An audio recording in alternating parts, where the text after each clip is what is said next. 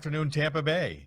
I'm Tom DuPont with the DuPont Registry Tampa Bay, here again on Tuesday afternoon on a rainy, stormy day in Tampa. It's usually sunny down here, and we're delighted to be here at the DuPont Registry World Headquarters once again to visit with you for a short bit on a Tuesday afternoon. We have a very, very special guest today, Rita Lowman. Welcome, Rita. Thank you. I'm so glad to be here. Well, Rita is president of Pilot Bank and has an illustrious career in the community bank business. Thank you. So we want to talk a little bit about Rita, a little bit about the banking business, a little bit about the community. So we'll dive right into it. You started way back in the 70s, I believe. I did. I had the pleasure of starting in the early 70s, and my job at that time was to share with you how to use an ATM. And it was in my hometown of Columbus, Georgia. Can you believe that we had to show people how to use an ATM in the 70s because that's when they were coming out? That's when they were coming out. And in Georgia, I bet that was an easy thing to people to use because you could use it 24/7. 24/7. And, you know, the thing is that people were so reluctant at that time, Tom, to use an ATM. Because what is it going to do? How am I getting my money? Am I going to get my money? And so they dressed us in these little blue and white outfits, and we were standing out there sharing how to do that. I always kid, my first job was really marketing, so it was parties and balloons back then. I don't say that now because marketing is so much more than that. Every bit, a lot right now. So then from Georgia to Tampa? I did. In '83, my husband was transferred to Lakeland, Florida with Kraft Foods. We had the Publix account. And I went to work for this bank that was huge at the time called NCNB. And that's where I began my career as a true banker. And I say that I did start with NCNB in the marketing area, became their advertising director for the state of Florida, and then decided when an executive vice president called up and he said, Rita, we'd like to see if a marketing person can run a banking center because we can teach you the technical skills, but we can't teach you the people skills.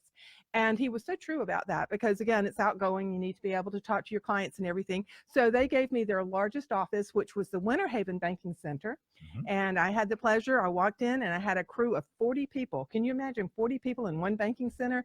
In today's environment, that would be like 5 people. That's right. You know, right. With all the computers. Exactly. But it was fun, and we really grew from that point. And I understand that you were part of Nations Bank and the old Barnett Bank merger in those days. I did. I had the pleasure of actually chairing that and managing that actual acquisition on our side, and that being on the Nations Bank side. Now, as you know, in 93, or 92 or 93, we had bought CNS. And so I went to Atlanta. I had the pleasure of doing that acquisition, stayed up there for a couple of years, and then they asked me to come back in 93 to Florida to do what was called Project 93. And that was to bring all the banks that had merged together at that time and put them under one umbrella, which we were able to do. And then in 97, 98, we ended up buying Barnett. And so I had a team of 1,000 that we were going to convert the Barnett banks into the Nations banks, which of course shortly thereafter became Bank of America, because about halfway through that conversation, I received a call from Ken Lewis and he said, we've just bought Bank of America. So I need 500 of your associates to fly out to California, and you still need to bring this project in on time and under budget. And it's like, really? But we did. But the biggest thing about that, which people don't realize, we actually closed 221 banking centers in one day. Now, that had never been done, nor do I recommend that, because that is not like a long day. Well, that's not as customer friendly as you want to be, but we did because of the economics, and that's why you end up doing transitions, as you well know, Tom. Absolutely, as you bring together that whole important force of people and money and influence and customers. Yes, exactly. And your customer base gets larger and larger and larger, and you have to then take care of all those customers. You do, and what's really interesting is people don't realize that it's so important to keep the associates. Because again, people want to see people that they know. So when we were bringing these banks together, we were making sure that we had the right teams at the right banking centers and the back room and all of those components. And so it worked out really well in some areas. Now, some people will tell you that that was a messy transition, but we were proud of it. Good friend of mine who is now a mentor, she has been for a number of years. Alex Sink was our president at the time. And like I said, the two of us had a lot of fun doing it, but a lot of heartache and headaches too. A lot of long days, I'm sure. So let's fast forward a little bit into the community bank part. When turn of the century here, 2000, 2001, you started getting involved with those smaller community banks and away from the mega merger type stuff? That's true. In 2000, I had the pleasure of working for a gentleman named Bill Click right here in St. Petersburg. We had a bank called Republic Bank, and Bill Huff was the primary shareholder at the time. I know you know Mr. Huff. And so I came in on the retail side and handled about 70% of the bank. We decided we really wanted to be very much community focused, and we were in several different areas. Now, the one thing we did do when we first came in is we decided we did not want to be in Miami, so we sold off the Miami banking centers, which was about 7 banking centers, but we kept all of the rest of the footprint, and we ended up growing to about 2.5 billion. And as you probably know, in 2004, we sold that to BB&T. And then at that point, I had the pleasure of going down South Florida and turning another bank around and selling that bank. I started a bank, and that was really fun. When somebody calls you up and says, hey, we'd like for you to start a bank and we're going to give you $100 million to do so, I can make that work. But people don't realize that capital has to be utilized. So it's really interesting along those lines. And we had fun doing that. Isn't the one of the most critical aspects of running a profitable and a bank that delivers to its customers and takes care of its investors is not necessarily the massive amount of capital. Well, that's important, but the movement of capital. Yes. It has to go out and come in and go out and come in and keep that cycle going. And I suspect that one of the times that you get in a little bit of a concern is when the whole economy just slows down. Well, that's true. And you know how that looked in 2007, 8, 9? Yes, I remember it well. And what ended up happening at that point, that was when in 2006, now we were not the last charter in Florida at that point, but we were close to one of the last charters that was delivered in that period of time. So we started the bank, and again, we had plenty of capital. A gentleman from Texas was funding us, and it worked out quite well. However, we really had to slow what we were doing down, because you don't want to go into any kind of bank and make bad loans. You want to make the right type of loans, and that's what's so important. You want to build your community, but you want to build it the right way, and we had to be very cautious during that period of time. One of the things that we did do is we went into a couple of markets that probably weren't as strong as you would have wanted them to be, but that was a learning opportunity also, and we were able to weather that storm quite nicely. Okay, so we fast forward into some more recent banking activities, C1 and everything, but let's come to Pilot Bank. Yes. Let's get Pilot Bank up in front so that everybody knows a lot about Pilot Bank. Absolutely. I will tell you, I was so honored about 3 years ago when I received the call to come over and speak with Pilot Bank after we sold C1. And I saw this amazing story of a bank that started back in '87 here in Temple Terrace, Florida. And it was called Terrace Bank at the time. And then what ended up happening is, because they purchased the NAFCO division, it was National Aircraft Financing, and they purchased that division, brought it into the bank. The name was changed to Pilot. But the other thing interesting about that is we actually had 2 pilots on our board. The gentleman that started the bank was a pilot and one of our other board members. So it was just kind of all a natural to be able to call it Pilot Bank. And then what we ended up doing coming in, and we have a great CEO, Roy Helwich, who he and I work very well together. We have been able to expand, and we've actually opened up in St. Petersburg because, as you know, I feel like St. Petersburg is part of my life, and I really love it so much. So we opened a banking center that's really, to me, iconic with how we did that. That's why there's that big mural of that airplane on the side of it. Absolutely, absolutely. When we talked with the artist, we talked through that, and as you know, Tony Janice actually flew from one side of the bay to the other side of the bay.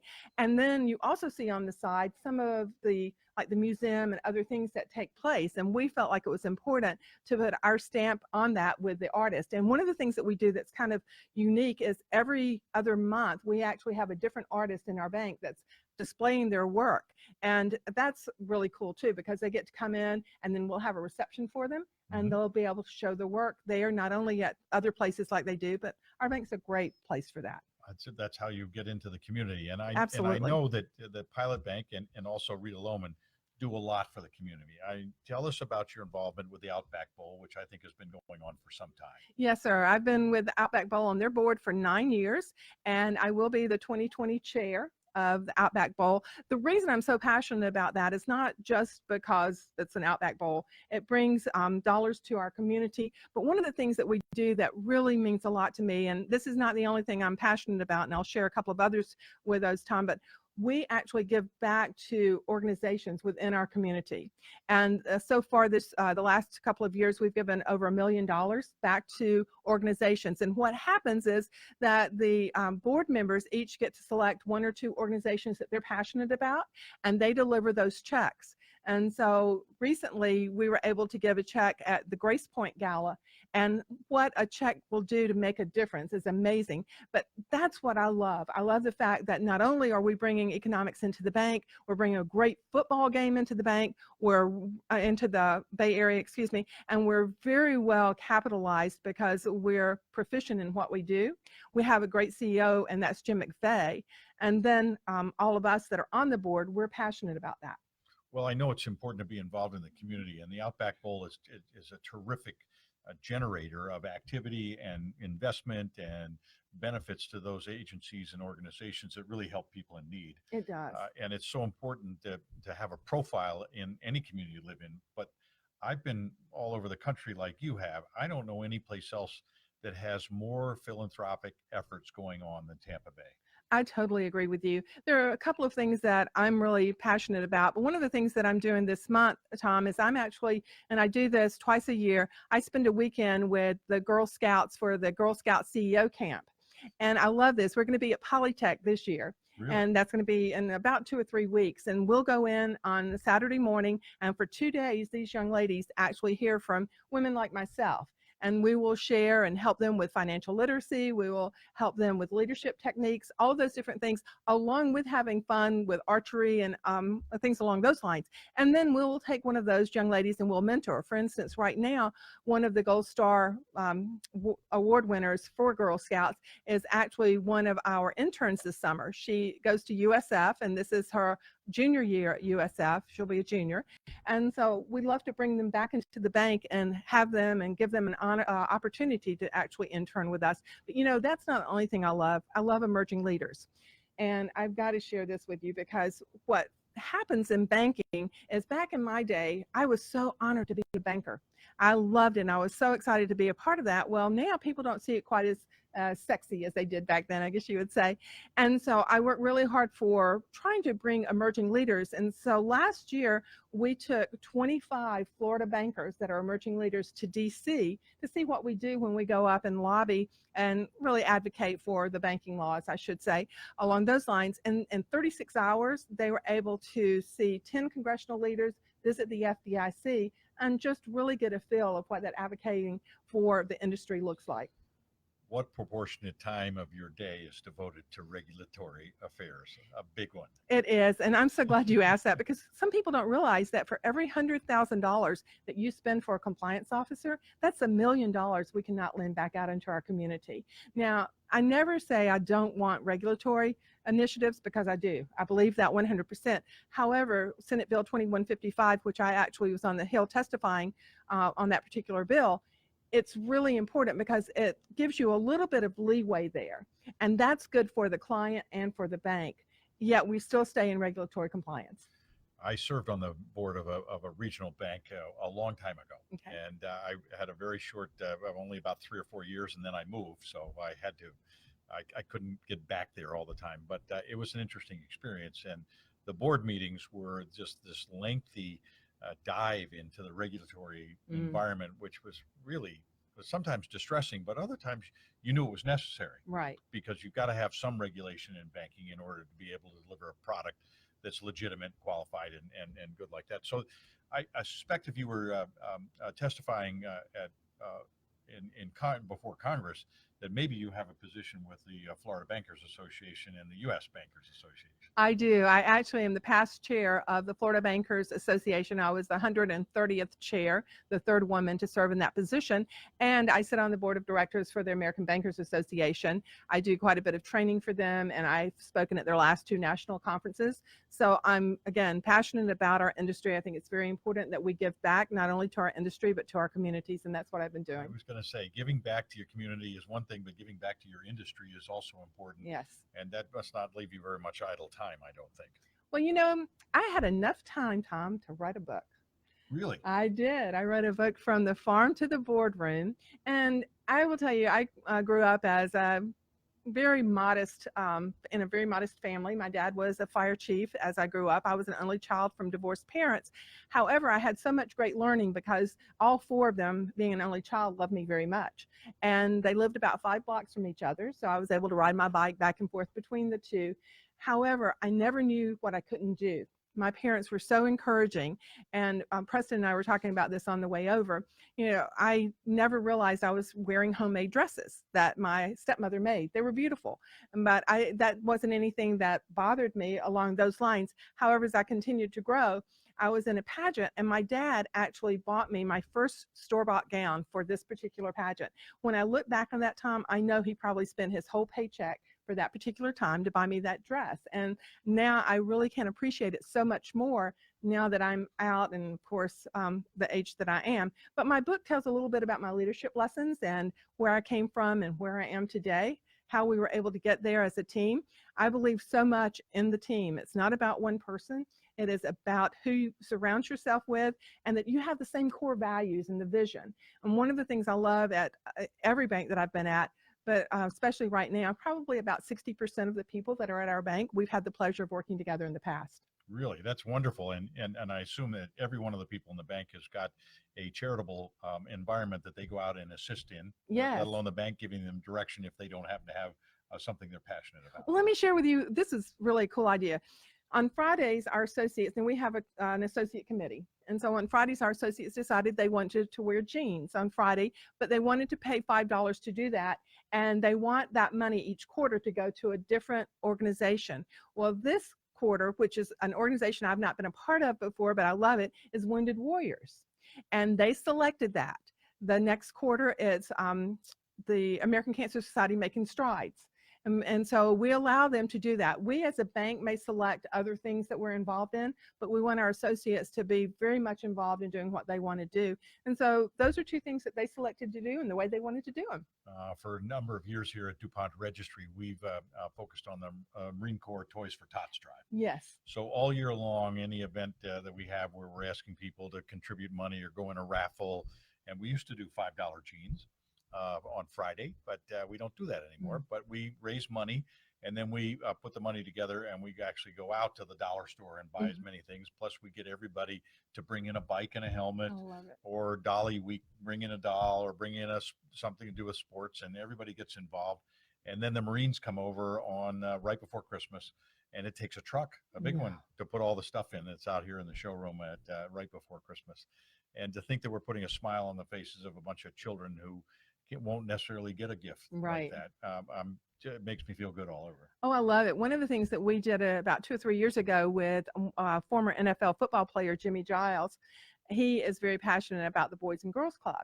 And so we filled 500 backpacks, and we were able to give these children a backpack for school. And he was there, of course. They loved it. They were able to have pictures made with a former football player, which they loved. And of course, if you know Jimmy Giles, he's, it makes a great presence in the room, but he is just such a wonderful person. And he's been a great friend of ours for a number of years. And so I'm very proud to be able to be associated with people like that. Okay, so let's do the commercial here. Pilot Bank, both sides of the bay. Yes, how many sir. branches? Where are you located? Thank you for asking. We have 6 locations, and we have 1 location in Polk County in Lakeland, Florida, 4 locations in the Tampa Bay market, 1 in St. Petersburg market. We have 6 dynamic market leaders that we're so proud of. We do commercial lending for small businesses. We're very big in the SBA, the Small Business Administration lending area. We're preferred SBA lender, and we are pleased with that. And of course, our NAFCO division is owner-owned, owner-flown planes.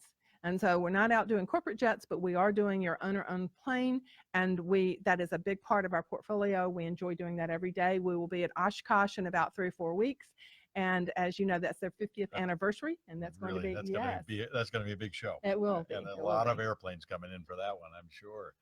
Absolutely. So from that standpoint, you've got the Bay Area covered, and you're working all day, and you're doing all these charities. So what does Rita and her family do at time off?